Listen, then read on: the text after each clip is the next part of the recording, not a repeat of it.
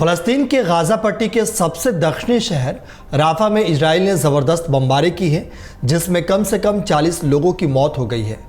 फ़लस्तीनी media की reports के मुताबिक इस बमबारी में वहां बने टेंट में आग लग गई, जिसमें कई लोग जिंदा जल गए। वहीं राफा में संयुक्त राष्ट्र राहत और कार्य एजेंसी के गोदामों के पास शरणार्थी टेंट में हज़ारों फ़लस्तीनी रह रहे हैं। इजरायली सेना ने इसी जगह लगभग 8 रॉकेट दागे हैं। राफा के इस इलाके में विस्थापित परिवारों की घनी आबादी रह रही है। यहाँ इजराइल की तरफ से ऐसा बड़ा हमला पहले कभी नहीं किया गया था। इसमें प्लास्टिक और थिन से बने टेंट में आग लग गई, जिसमें कई लोगों की दर्दनाक मौत हो गई है।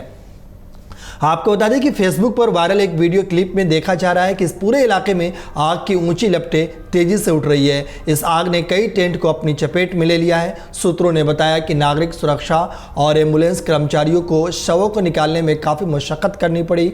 समाचार एजेंसी शिन्हुआ ने फ़लस्तीनी सुरक्षा सूत्रों के हवाले से बताया कि हमले से पहले इजरायली सेना ने इस इलाके को सेफ जोन बताया था।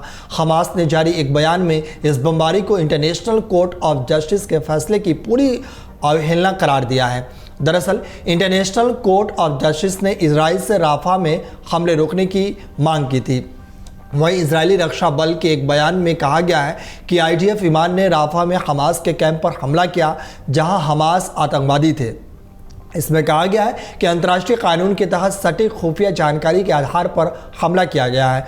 वहीं इससे पहले 7 मई को इजरायली सेना ने घोषणा की थी कि उसने मिस्र की सीमा पर गाज़ा पट्टी के दक्षिण में राफा के पूर्वी क्षेत्र में स्थित क्रॉसिंग के फ़लस्तीनी हिस्से पर नियंत्रण कर लिया है, जिसके चलते गाज़ा में प्रवेश करने वाली सहायता रोक दी गई है। इजरायली राफा को हमास का आखिरी गढ़ मानता है, जिसने साल 2007 में गाज़ा पट्टी को नियंत्रित किया हुआ है। आपको बता दें कि इजराइल और फ़लस्तीनी संगठन हमास के बीच 7 महीने से जंग चल रही है। 7 अक्टूबर 2023 को हमास ने गाज़ा पट्टी से इजराइल की तरफ 5000 से ज़्यादा रॉकेट दागे थे।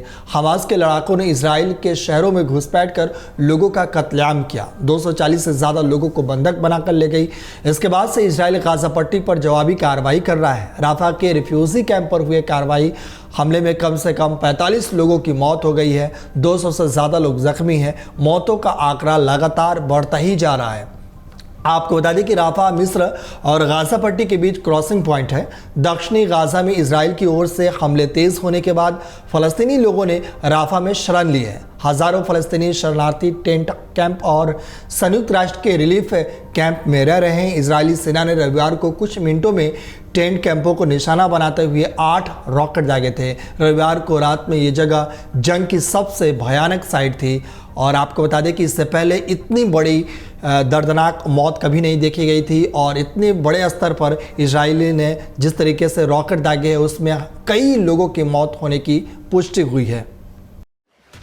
एग्जिट पोल 2024 1 जून शाम 6 बजे से, लोकसभा चुनाव के नतीजे 4 जून सुबह 7 बजे से।